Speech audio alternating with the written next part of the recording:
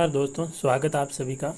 जैसा कि हम अपनी पाठ्य पुस्तक के अध्याय नंबर 7 नियंत्रण और समन्वय का कार्य पूरा कर चुके हैं, जिसमें हमने इस पाठ के अंदर पूछे गए प्रश्नों के बारे में पिछले वीडियो में चर्चा की थी। आज हम चर्चा करते हैं इस पाठ्य पुस्तक के इस चैप्टर के एंड में पूछे गए प्रश्नों के बारे में, जो हमारे इस पाठ के अभ्यास प्रश्न हैं। इसमें पहला प्रश्न पूछा गया है कि निम्नलिखित में से कौन सा पादप हार्मोन है। तो इंसुलिन ये जंतुओं में पाया जाता है, थायरोक्सिन जंतुओं में पाया जाता है, एस्ट्रोजन जंतुओं में पाया जाता है, लेकिन साइटोकाइनिन जो है ये जंतुओं में नहीं पाया जाता है। तो ये कौन सा हार्मोन हुआ? ये एक पादप हार्मोन है। अगला प्रश्न है, तो ये प्रश्न आप कर लीजिएगा, बिल्कुल ऑब्जेक्टिव है, तो आप डायरेक्ट इनका आंसर लिख सकते हैं। दो तंत्रिका कोशिकाओं के मध्य खाली स्थान को क्या कहते हैं? तो ध्रुमिका, एक्सॉन, सिनेप्स या आवेग, तो उस स्थान को सिनेप्स कहा जाता है। ये भी आप कर लीजिए, छोटे प्रश्न है, कोई बड़ी बात नहीं है। अगला प्रश्न है, मस्तिष्क उत्तरदायी है सोचने के लिए, हृदय स्पंदन के लिए, शरीर का संतुलन बनाने के लिए या उपरोक्त सभी? तो इसका करेक्ट आंसर होगा उपरोक्त सभी, क्योंकि ये सारे काम जो है ये मस्तिष्क द्वारा ही होते हैं। फोर्थ क्वेश्चन है, हमारे शरीर में ग्राही का क्या कार्य है? ऐसी स्थिति पर विचार कीजिए जहाँ ग्राही उचित प्रकार से कार्य नहीं कर रहा हो तो क्या समस्याएं उत्पन्न हो सकती है। तो आपकी जानकारी के लिए बता देता हूँ कि ग्राही जो होते हैं वो हमारे शरीर की जो तंत्रिका कोशिकाएं होती है, तंत्रिका कोशिका के सिरों पर पाए जाने वाली धागे नुमा संरचनाएं होती है। यहाँ पर जो ये संरचनाएं ऐसे निकली हुई होती है, यहाँ पर सबसे आगे वाले सिरे पे, ठीक है। तो ये जो सबसे आगे वाला भाग होता है ये, इन्हें कहा जाता है ग्राही या फिर ध्रुमिका। आपको पता है कि ग्राही जो है वातावरण में आने वाले संकेत को प्राप्त करते हैं, उद्दीपक को प्राप्त करते हैं, चाहे किसी वस्तु की सुगंध हो या उससे देखने का कार्य हो या उसका स्पर्श करने का संकेत हो। तो ये सारी जो उद्दीपक है वो प्राप्त करने का कार्य ग्राही कर पाता है। तो आप समझ गए होंगे कि ग्राही ने अगर कार्य नहीं किया तो क्या होगा। हमारे पर्यावरण के सभी सूचनाओं का पता कुछ तंत्रिका कोशिकाओं के विशिष्टकृत सिरों द्वारा लगाया जाता है, जिन्हें ग्राही कहते हैं। ये ग्राही हमारे ज्ञानेंद्रियों में स्थित होते हैं, जिसे आंतरिक कर्ण, जिह्वा है ना, त्वचा। ग्राही विभिन्न सूचनाओं को वातावरण से ग्रहण कर मस्तिष्क तक पहुँचाने का कार्य करते हैं, जिससे हमें उस वस्तु के बारे में सूचना प्राप्त होती है। लेकिन जब ग्राही उचित प्रकार से कार्य नहीं कर रहा हो तो हम वातावरण में होने वाली परिवर्तनों को उचित प्रकार से नहीं जान पाएंगे, जिसके कारण हमें कोई भी कार्य सही ढंग से नहीं कर पाएंगे, क्योंकि ग्राही कोई भी संदेश मस्तिष्क तक सही रूप से नहीं पहुंचा पाएंगे और मस्तिष्क में भी कोई निर्णय उचित रूप से नहीं ले पाएगा।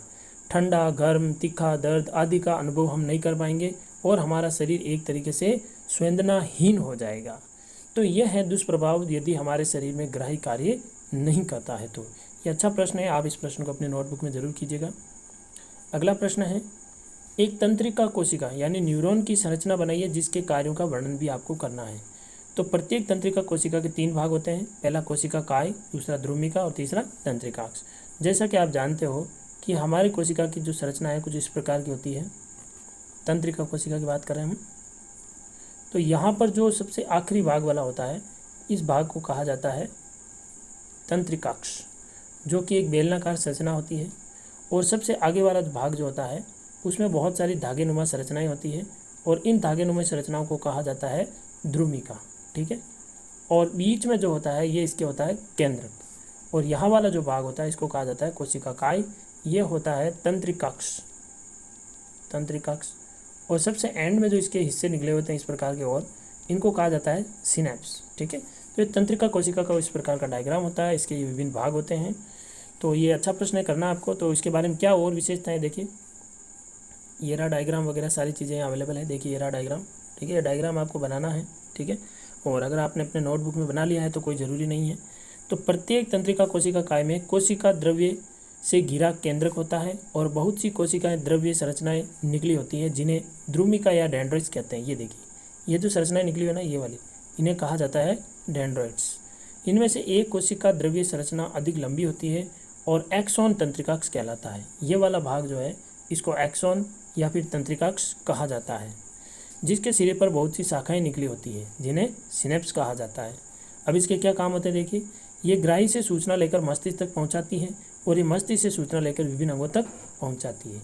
तो कहने का मतलब हमारे तंत्रिका तंत्र की संरचनात्मक और क्रियात्मक इकाई जो होती है वो होती है तंत्रिका कोशिका, जिसका चित्र ये दिया गया है। तो ये प्रश्न आप कर लीजिएगा।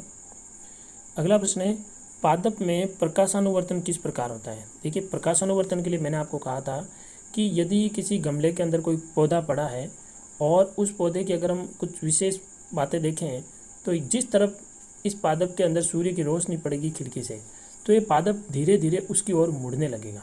ठीक है, कहने का मतलब पादप की उस उद्दीपक के प्रति वृद्धि होना ही प्रकाशानुवर्तन कहलाता है और प्रत्येक पादप जो है सूर्य के प्रकाश की दिशा में बढ़ता है। तो क्या है, ये किस प्रकार कार्य करता है। देखिए, पौधों में पाया जाने वाला हार्मोन ऑक्सिन प्रोह के अग्रभाग में संश्लेषित होता है, यानी सबसे आगे वाले भाग में बनता है। कोशिकाओं की लंबाई में वृद्धि में सहायक होता है। जब पादप पर एक ओर से प्रकाश आ रहा हो तब ऑक्सिन विपरीत होकर प्रो के छाया वाले भाग में आ जाता है और प्रो की प्रकाश से दूर वाले भाग में ऑक्सिन का सांद्रण कोशिका की लंबाई में वृद्धि के लिए उद्दीपन करता है। यानी कि जब ये पादप इस तरफ झुकने की कोशिश करेगा तो जो यहाँ पर ऑक्सिन था वो यहाँ आ जाएगा। ठीक है, ये ऑक्सिन यहाँ आकर इकट्ठा होने लग जाएगा। यहाँ इकट्ठा होगा तो क्या करेगा, कोशिका का विभाजन करेगा, कोशिकाओं में वृद्धि करेगा और जब यहाँ कोशिकाओं में वृद्धि होगी तो तना जो है वो बढ़ना शुरू हो जाएगा, यानी तने की लंबाई बढ़ जाएगी। तो ये काम होता है ऑक्सिन का, जो एक तरह का पादप हार्मोन है। अतः पादप प्रकाश की ओर मुड़ता हुआ दिखाई देता है, जिसे प्रकाश अनुवर्तन कहते हैं। पौधों द्वारा प्रकाश की दिशा में आगे बढ़ना धनात्मक प्रकाशानुवर्तन कहलाता है, क्योंकि जिस तरफ सूर्य का प्रकाश होता है उसी तरफ पादप बढ़ता है, इसीलिए इसको धनात्मक प्रकाशानुवर्तन कहते हैं। ठीक है, तो ये प्रश्न भी आप कीजिएगा अपनी कॉपी में। अगला है, मेरु रज्जु के आघात में किन संकेतों में अवधान हो जाएगा। कहने का मतलब, यदि मेरु रज्जु डैमेज हो जाए तो हमारे कौन से संकेत में बाधा उत्पन्न होगी। तो ऐसे कौन कौन से संकेत हैं जिनकी क्रियाएं बाधा होगी। तो संपूर्ण शरीर की तंत्रिका मस्तिष्क तक जाने से पूरे मेरु रज्जु में मिलती है। यानी हमारी यदि हम मस्तिष्क की बात करें तो मस्तिष्क से प्रत्येक संकेत आने वाला सबसे पहले किस में जाएगा, मेरु रज्जु में जाएगा। तो आप देख सकते हो कि मस्तिष्क शरीर से मस्तिष्क में जाने का काम भी मेरु रज्जु से होता है और मस्तिष्क से शरीर में आने का काम भी मेरु रज्जु से होता है। तो एक तरीके से यहाँ से अगर कनेक्शन कट कर दिया जाए तो मस्तिष्क को शरीर से होने वाले विभिन्न क्रियाओं के बारे में कुछ भी पता नहीं चलेगा, दर्द वगैरह कुछ भी अनुभव नहीं होगा। तो प्रतिवर्ती चाप इस मेरु रज्जु से बनता है तथा आगत सूचना भी मेरु रज्जु ही मस्तिष्क तक ले जाता है। यदि मेरु रज्जु पर आघात होता है तो कोई भी सूचना मस्तिष्क तक नहीं पहुंच पाएगी और विभिन्न अंगों में मस्तिष्क का संपर्क टूट जाएगा और शरीर को चलाने के लिए जिस नियंत्रण और समन्वय की आवश्यकता होती है वह नहीं रह पाएगा। तो बिल्कुल सिंपल सी चीज़ें थी, आप ये प्रश्न मत करना अपनी नोटबुक में। अगला प्रश्न है 8वां, पादप में रासायनिक समन्वय किस प्रकार होता है। देखिए, पादप में रासायनिक समन्वय मैंने आपको समझा दिया था, एक बार फिर समझ लेते हैं। पौधों में केवल रासायनिक नियंत्रण और समन्वय होता है, इनमें कोई तंत्रिका नहीं पाई जाती है। पौधे कुछ रसायन उत्पन्न करते हैं जो कि वृद्धि को उत्प्रेरित और नियंत्रित करते हैं, जबकि कुछ अन्य वृद्धि को कम कर देते हैं। ये रसायन पादप हार्मोन या पादप वृद्धि नियामक कहलाते हैं, यानी वो रसायन पादप हार्मोन होते हैं। ये पौधों की विभिन्न क्रियाओं को नियंत्रण में सहायक होते हैं और उदाहरण के लिए जैसे ऑक्सिन है, ऑक्सिन हार्मोन प्रो के अर्ध भाग में संश्लेषित होता है तथा कोशिकाओं की वृद्धि में सहायक होता है। ऑक्सिन जो होता है वो कोशिकाओं की वृद्धि करता है, जिससे तने की लंबाई बढ़ती है, जबकि साइटोकाइनिन हार्मोन कोशिका विभाजन को प्रेरित करता है तथा एब्सिसिक अम्ल जो है वृद्धि का संबंधन करने वाला हार्मोन है, यानी इस वृद्धि को थोड़ा कम करने का जो कार्य करता है वो एब्सिसिक अम्ल करता है। ठीक है, और साइटोकाइनिन हार्मोन है, ये भी कोशिका विभाजन को प्रेरित करता है। तो कुल मिलाकर ये सारा काम जो है रासायनिक समन्वय का पादपों में ये हार्मोन द्वारा किया जाता है। तो ये प्रश्न आपको करने की आवश्यकता नहीं है।